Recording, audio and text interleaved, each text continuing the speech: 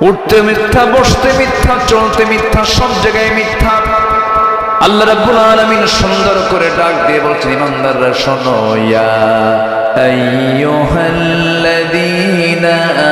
আমানু তাকুল্লাহা ওয়া কুলু قولا سديدا يصلح لكم أعمالكم ويغفر لكم ذنوبكم ومن يطع الله ورسوله فقد فاز فوزا عظيما جربون الله أكبر ইমানদারেরা, মুমিনের যতগুলো সৌন্দর্য আছে এর মধ্যে এক নম্বর সৌন্দর্য হলো ইমানদারেরা তোমরা এক নম্বর আল্লাহকে ভয় করো।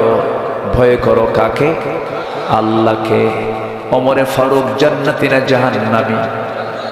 সংবাদটা পেয়েছেন মরার পর না মরার আগে? কত বড় ভাগ্যবান সাহাবী ছিলেন।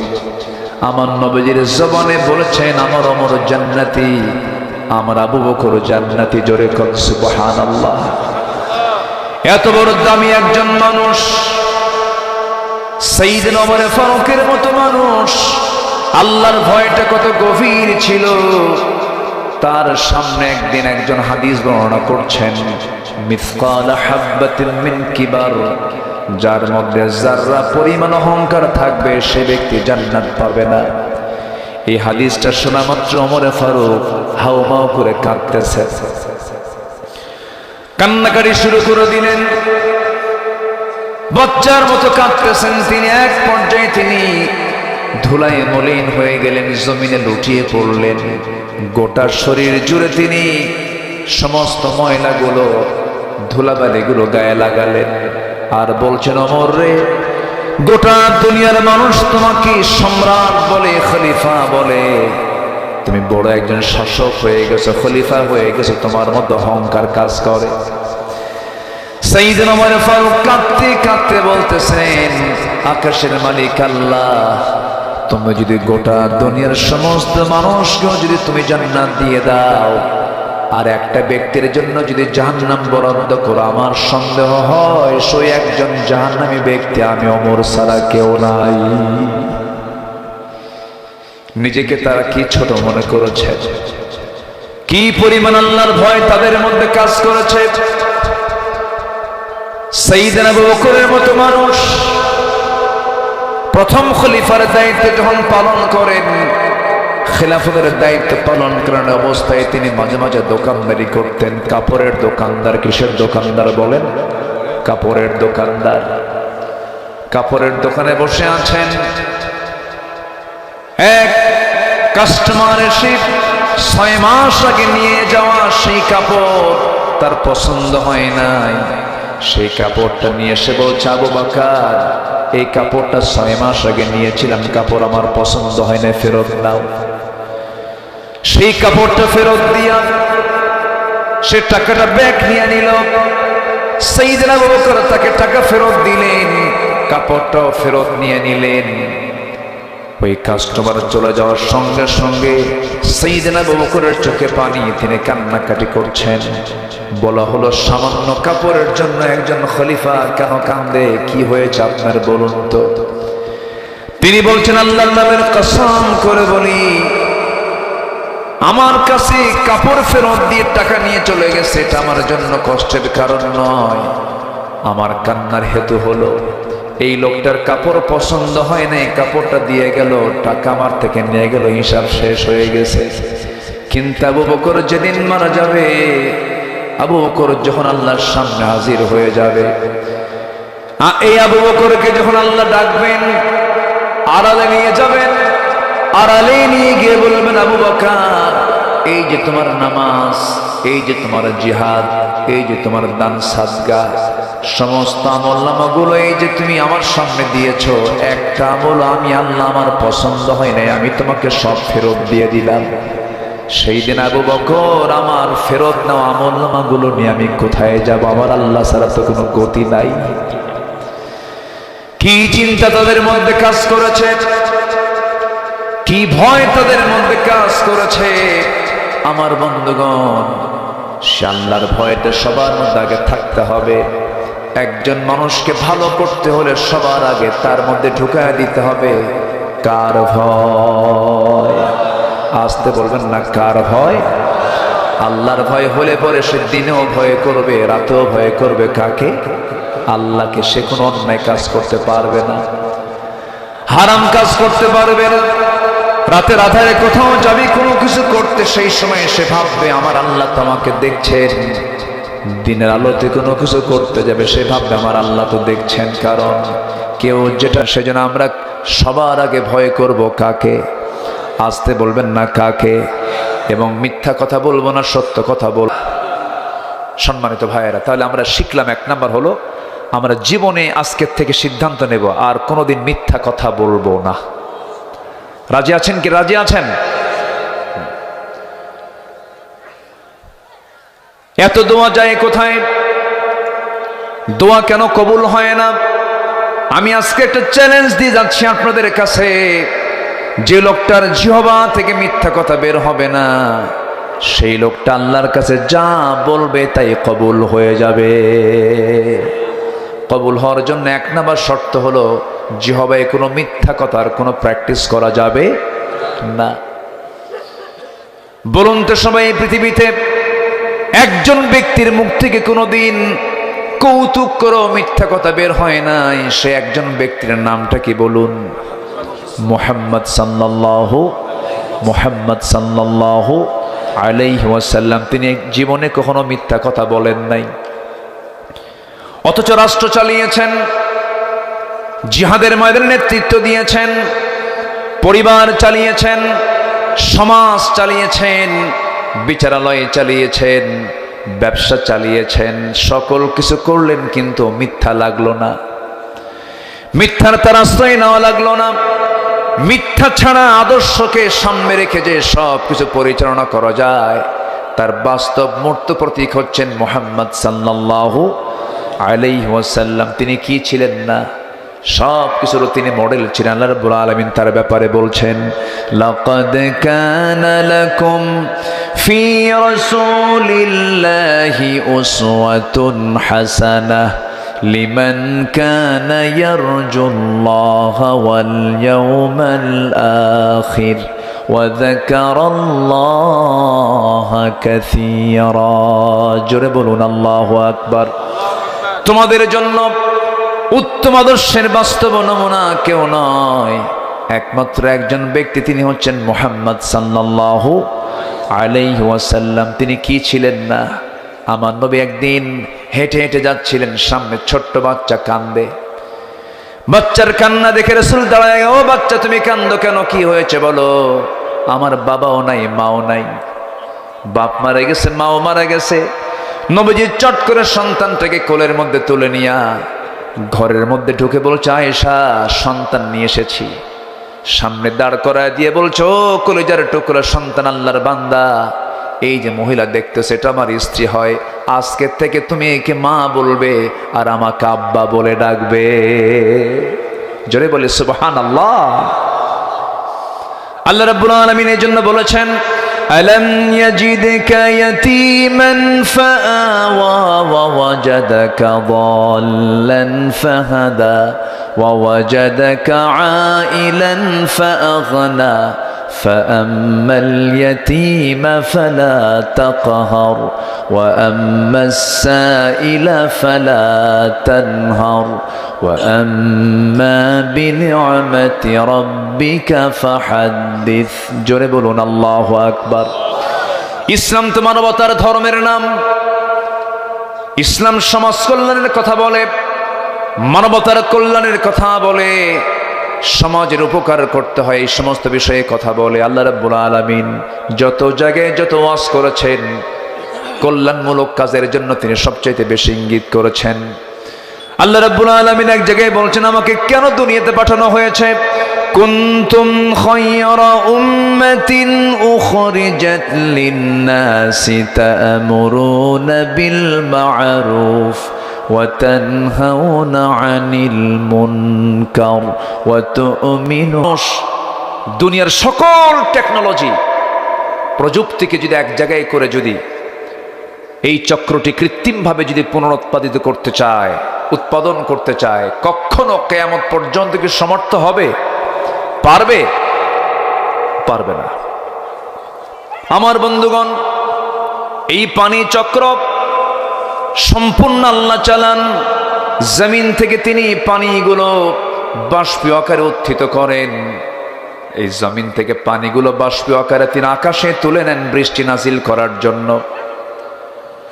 বিজ্ঞান বলতেছে ভূপৃষ্ঠ থেকে প্রতি সেকেন্ডে 16 মিলিয়ন টন পানি বাষ্পীয় হয়ে উপরে ওঠে। প্রতি সেকেন্ডে কত টন বলেন?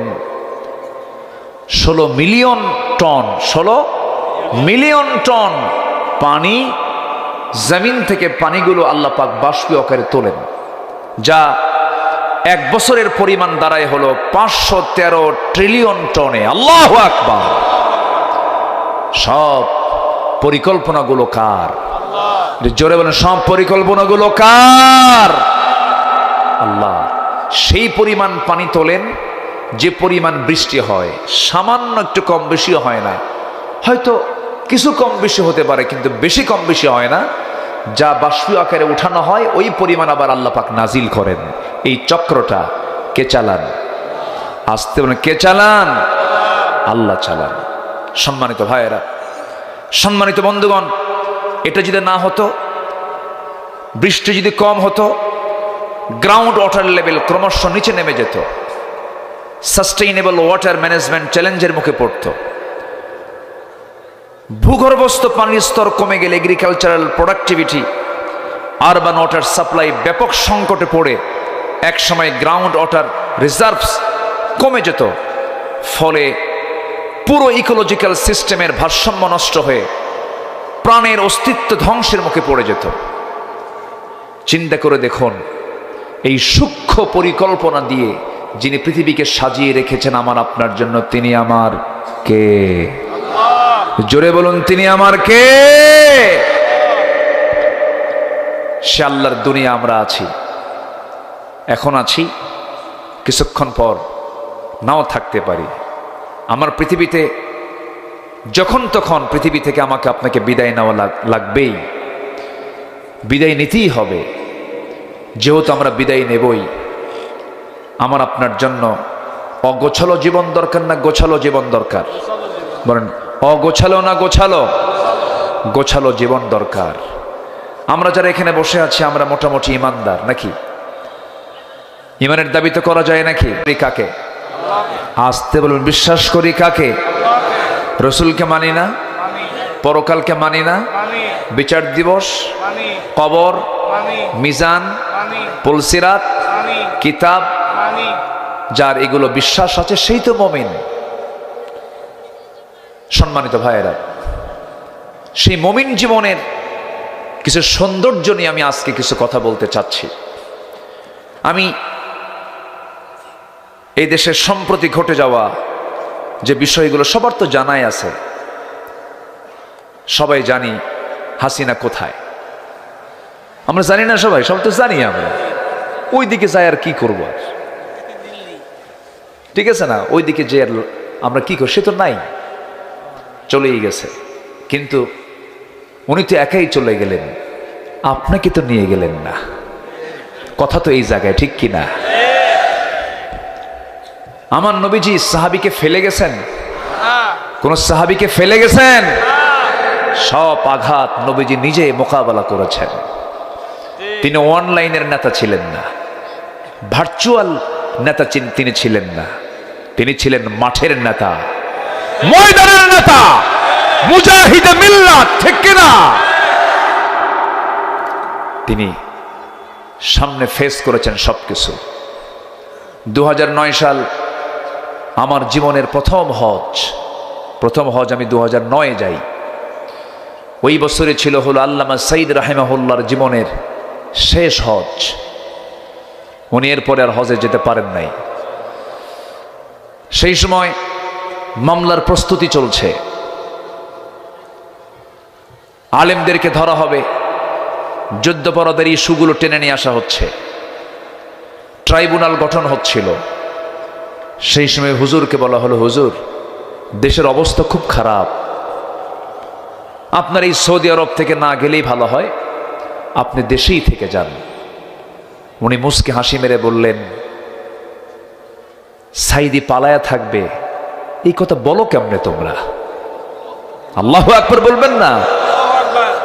সাইদি পালাবে এই শিক্ষা তো রাসূল দেননি। আমার জন্মভূমি, আমার দেশ, আমার ভাই,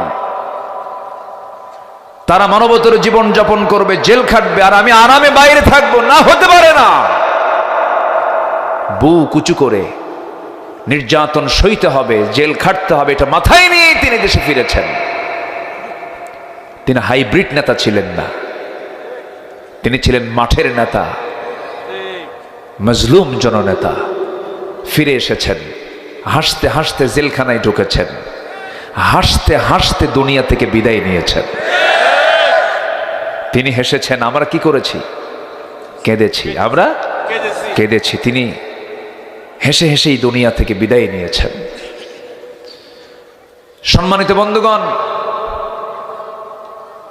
আলেমরা পালায় না। আলেমদেরকে কত গালি দিয়েছে এই 16 বছর, পাকিস্তানের রাজাকার বলেছে, কিন্তু কোন আলেম পাকিস্তান যায় নাই।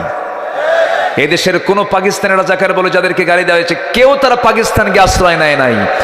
দিল্লির রাজাকাররা দিল্লি গিয়ে বসে আছে। সম্মানিত ভাইয়েরা, সম্মানিত বন্ধুগণ, একটা বিজয় পেয়েছি আমরা, কিন্তু আসল বিজয় কিন্তু এখনো আসেনি। মদের দোকান কি আছে আমার দেশে? আসতে বলবেন না? আছে। সুদের কারবার কি হয়? সুদের অঙ্ক কি কষা হয়? সুদের অঙ্ক কষে, সুদ দেয়, নেয়। মদের দোকানদারি হয়, মদের ফ্যাক্টরিও আছে। এরপর জেনার লাইসেন্স আছে না নাই? আসতে বলবেন না? আছে না নাই? আমি যে 3টা পয়েন্টে বললাম, জেনা, সুদ, মদ, এগুলো আমার আল্লাহর পক্ষ থেকে এগুলো কি হালাল করা হয়েছে না হারাম করা হয়েছে? নৌকায় চললো বাঁচার জন্য বন্ধু একখান নিয়া, কিন্তু কাম হলো না। কোস্টগার্ড ধরে ফেলে বলে, আইনমন্ত্রীকে স্যার চিনছি, থানায় চলেন। আইনমন্ত্রীকে আমি কি একা আসছি নাকি? আমি তো জামাতের সাথে আসছি, উপায় নাই জামাত ছাড়া তো। আমি তো জামাতের সাথে আসছি। কে? কই যে বসে আছে দেখো, কে মাথার চুল কালো, মুখে দাড়িও নাই, সেনা লোকটা কে? কে ভালো করে দেখো, ওটাই দরবেশ।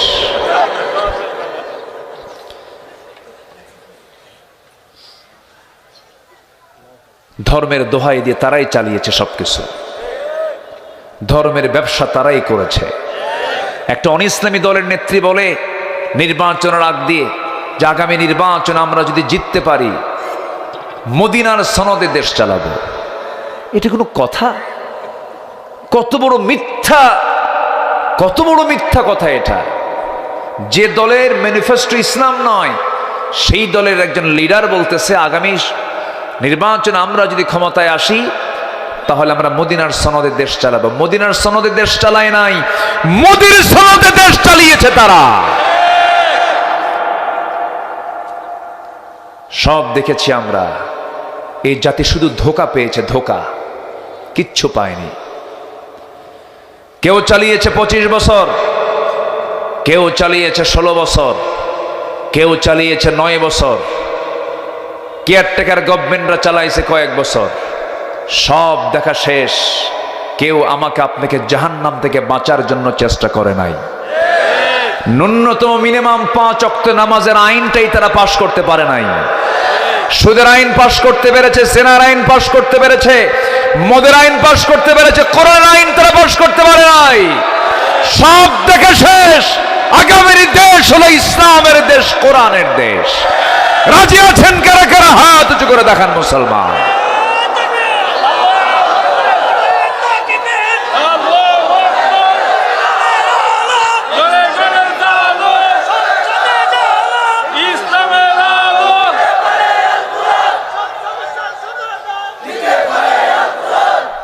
আল্লাহ কবুল করুন, জোরে বলে আমিন, আরো জোরে আমিন। কষ্ট পাচ্ছেন? আমি শুরু করেছি তেলাওয়াত দিয়ে, সূরাতুল আহজাব থেকে শেষ দিকের কয়েকটা আয়াত আমি তেলাওয়াত করেছি।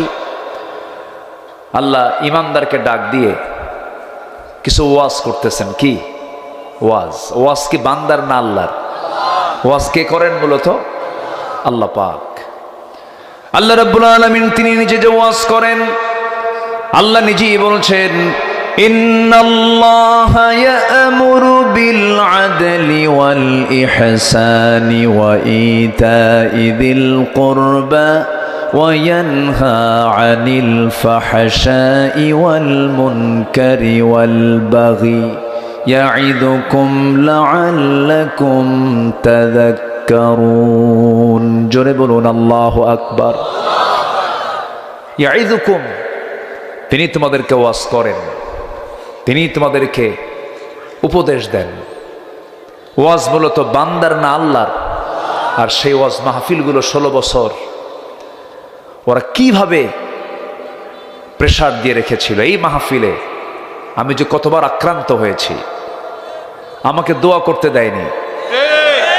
একটা নাম হয়তো মুখে নেওয়া হয়নি, এটাকে ইস্যু করে মাহফিল পর্যন্ত তারা বিশৃঙ্খল করার চেষ্টা করেছিল। কোথায় তোমরা এখন? হ্যাঁ, এক মাঘে শীত যায় না, ঠিক কিনা? মাথায় রাখতে হবে। কোরআনের মাহফিলে যারা বেয়াদব প্রমাণ হয়ে যায়, তাদের চাইতে বড় বেয়াদব পৃথিবীতে আর কেউ থাকতে পারে না। আমাকে যে কত মাহফিল থেকে যে আমাকে ধরে নিয়ে গেছে তার কোনো হিসাবই নাই। মাহফিল শেষ, বলে হুজুর একটু চলেন। কোথায়? নিয়ে চলে গেল থানায়। একবার তো আমি 2-3 দিন নাই, নিখোঁজ। খুলনার কোন একটা মাহফিলে কোনো দোষ ছিল না, এইভাবে অসংখ্য আলেমকে ধরে তারা কত জুলুম যে করেছে। আল্লামা সাইদির মতো মানুষকে নিয়ে প্রায় 2 মাস ধরে রিমান্ডে নিয়ে একটা চেয়ারের উপরে, একটা চেয়ার থেকে একটানা 3 দিন বসায় রেখেছে। মাথা ঘুরে পড়ে গেছেন। হিন্দু পুলিশ দিয়ে তার গালে থাপ্পড় পর্যন্ত মারা হয়েছে। এগুলো ভিতরের কথা, কম জুলুম করা হয়নি। এই যে পরিবেশটা আসছে, এমনি আসছে না। কত মাজলুমের চোখের পানি, জায়নামাজ ভিজে গেছে। আমি তো ভাঙ্গাচোরা কিছু জেল খাটছি, বুঝি তো, একটু হলেও বুঝি। জেলখানার সেই জায়নামাজের সেজদায় পড়ে থেকে চোখের পানিতে জায়নামাজ ভিজে যাওয়া। বালিশ নাই, চাদর নাই, কাঁথা নাই। 70 বয়স, 73 বছর বয়সে ঢুকলেন জেলখানায়। 13টা বছর কাটালেন ছোট্ট একটা সেলের ভিতরে। যার জন্য জগৎ পাগল, সেই লোকটাকে অন্ধকার প্রকোষ্ঠে আটকিয়ে রেখেছে এত বড় দানবেরা, তাও ওদের শান্তি হয়নি। 2023 সালের 13ই আগস্ট জেলখানা থেকে চিকিৎসার নাম করে সুস্থ মানুষকে ধরে এনে হসপিটালে ভর্তি করে সেম আবু হানিফার মতো বিষ প্রয়োগ করে, পয়জনিং করে তাকে জেলখানায় না মেরে হসপিটালে এসে নাটক তৈরি করে তাকে হত্যা করা হয়েছে। তাফসীর মাহফিলের এই প্ল্যাটফর্ম থেকে আমরা স্পষ্ট ভাষায় জানান দিতে চাই, বিচার করতেই হবে, বিচার করতেই হবে। এই কিংবদন্তি আল্লামা সাইদ রাহিমাহুল্লাহর যারা হত্যাকারী, চূড়ান্ত শাস্তি হলো আমাদের সবচেয়ে অপরিহার্য দাবি। রাজি আছেন কারা কারা? হাত উঁচু করে দেখা।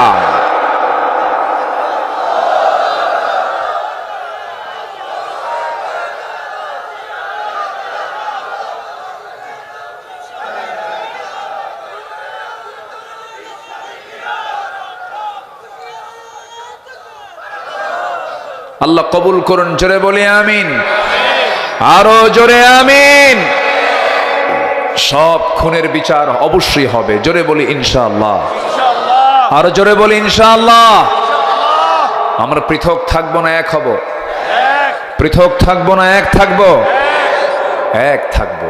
পৃথক থাকলেই বাতিলরা চান্স পেয়ে যাবে। আমরা ঐক্যের প্ল্যাটফর্ম তৈরি করব। জোরে বলি ইনশাআল্লাহ, আর জোরে বলি ইনশাআল্লাহ।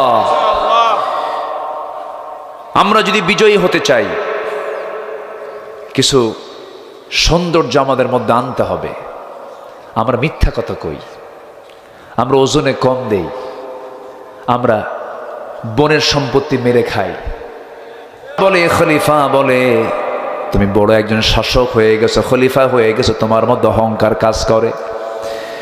সাইয়েদনা ওমর ফারুক কাঁদতে কাঁদতে বলতেছেন, আকাশের মালিক আল্লাহ, তুমি যদি গোটা দুনিয়ার সমস্ত মানুষকেও যদি তুমি জান্নাত দিয়ে দাও, আর একটা ব্যক্তির জন্য যদি জাহান্নাম বরাদ্দ করো, আমার সন্দেহ হয় সেই একজন জাহান্নামী ব্যক্তি আমি ওমর ছাড়া কেউ নাই। নিজেকে তারা কি ছোট মনে করেছেন, কি পরিমাণ আল্লাহর ভয় তাদের মধ্যে কাজ করেছে। সাইয়েদনা আবু বকরের মতো মানুষ প্রথম খলিফার দায়িত্ব যখন পালন করেন, খেলাফতের দায়িত্ব পালন করার অবস্থায় তিনি মাঝে মাঝে দোকানদারি করতেন। কাপড়ের দোকানদার। কিসের দোকানদার বলেন? কাপড়ের দোকানদার। কাপড়ের দোকানে বসে আছেন, এক কাস্টমার এসে 6 মাস আগে নিয়ে যাওয়া সেই কাপড় তার পছন্দ হয় নাই। সেই কাপড়টা নিয়ে এসে বলছে, আবু বকর, এই কাপড়টা 6 মাস আগে নিয়েছিলাম, কাপড় আমার পছন্দ হয় না, ফেরত নাও। সেই কাপড়টা ফেরত দিয়া সে টাকাটা ব্যাক নিয়ে নিল। সাইয়েদনা আবু বকর তাকে টাকা ফেরত দিলেন, কাপড়টাও ফেরত নিয়ে নিলেন। ওই কাস্টমার চলে যাওয়ার সঙ্গে সঙ্গে সাইয়েদনা আবু বকরের চোখে পানি, তিনি কান্নাকাটি করছেন। বলা হলো, সামান্য কাপড়ের জন্য একজন খলিফা কেন কান্দে? কি হয়েছে আপনার বলুন তো? তিনি বলছেন, আল্লাহর নামের কসম করে বলি, আমার কাছে কাপড় ফেরত দিয়ে টাকা নিয়ে চলে গেছে, এটা আমার জন্য কষ্টের কারণ নয়। আমার কান্নার হেতু হলো এই লোকটার কাপড় পছন্দ হয় না, এই কাপড়টা দিয়ে গেল, টাকা আমার থেকে নিয়ে গেল, হিসাব শেষ হয়ে গেছে। কিন্তু আবু বকর যেদিন মারা যাবে, আবু বকর যখন আল্লাহর সামনে হাজির হয়ে যাবে, এই আবু বকরকে যখন আল্লাহ ডাকবেন, আড়ালে নিয়ে যাবেন, আড়ালে নিয়ে গিয়ে বলবেন, আবু বকর, এই যে তোমার নামাজ, এই যে তোমার জিহাদ, এই যে তোমার দান সাদগা, সমস্ত আমলনামাগুলো এই যে তুমি আমার সামনে দিয়েছো, একটা আমল আমি আল্লাহ আমার পছন্দ হয় নাই, আমি তোমাকে সব ফেরত দিয়ে দিলাম। সেই দিন আবু বকর, আমার ফেরত নেওয়া আমলনামাগুলো নিয়ে আমি কোথায় যাব? আমার আল্লাহ ছাড়া তো কোনো গতি নাই। কি চিন্তা তাদের মধ্যে কাজ করেছে, কি ভয় তাদের মধ্যে কাজ করেছে।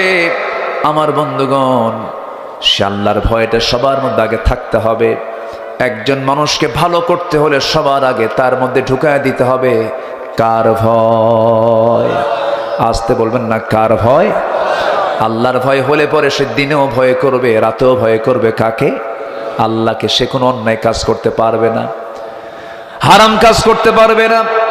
রাতের আধারে কোথাও যাবি কোনো কিছু করতে, সেই সময় সে ভাববে আমার আল্লাহ তো আমাকে দেখছেন। দিনের আলোতে কোনো কিছু করতে যাবে, সে ভাববে আমার আল্লাহ তো দেখছেন। কারণ কেউ যেটা দেখে না সেটা দেখেন একমাত্র আমার কে? আল্লাহু বাসীরুম বিল ইবাদ। আল্লাহ বান্দার সবকিছু দেখেন। এমনকি আল্লাহ রাব্বুল আলামিন এমন রব যিনি বান্দার মনের খবরটাও তিনি জানেন। ওয়া ইয়ালামু খাইনাতাল আ'য়ুনি ওয়া মা তুখফিস সুদূর। বান্দা, তুমি তোমার চোখের কি খেয়ানত করো, অন্তরে কি দানা বেঁধে রেখেছ, পৃথিবীর কেউ না জানলেও সঙ্গে সঙ্গে জেনে যান তিনি আমার কে?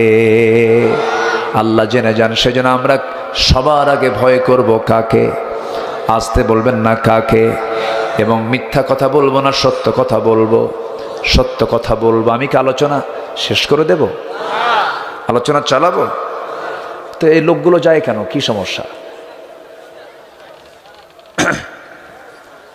অসুবিধা হচ্ছে আপনাদের? জোরে বলি আলহামদুলিল্লাহ, জোরে বলি আলহামদুলিল্লাহ। সম্মানিত ভাইয়েরা, তাহলে আমরা শিখলাম, 1 নাম্বার হলো আমরা জীবনে আজকের থেকে সিদ্ধান্ত নেব আর কোনোদিন মিথ্যা কথা বলবো না। রাজি আছেন কি? রাজি আছেন? এত দোয়া যায় কোথায়? দোয়া কেন কবুল হয় না? আমি আজকে একটা চ্যালেঞ্জ দিয়ে যাচ্ছি আপনাদের কাছে, যে লোকটার জিহ্বা থেকে মিথ্যা কথা বের হবে না, সেই লোকটা আল্লাহর কাছে যা বলবে তাই কবুল হয়ে যাবে। কবুল হওয়ার জন্য 1 নাম্বার শর্ত হলো জিহ্বায় কোনো মিথ্যা কথার কোনো প্র্যাকটিস করা যাবে না। বলুন তো সবাই, এই পৃথিবীতে একজন ব্যক্তির মুখ থেকে কোনোদিন কৌতুক করো মিথ্যা কথা বের হয় নাই, সে একজন ব্যক্তির নামটা কি বলুন? মুহাম্মদ সাল্লাল্লাহু আলাইহি ওয়াসাল্লাম। তিনি জীবনে কখনো মিথ্যা কথা বলেন নাই।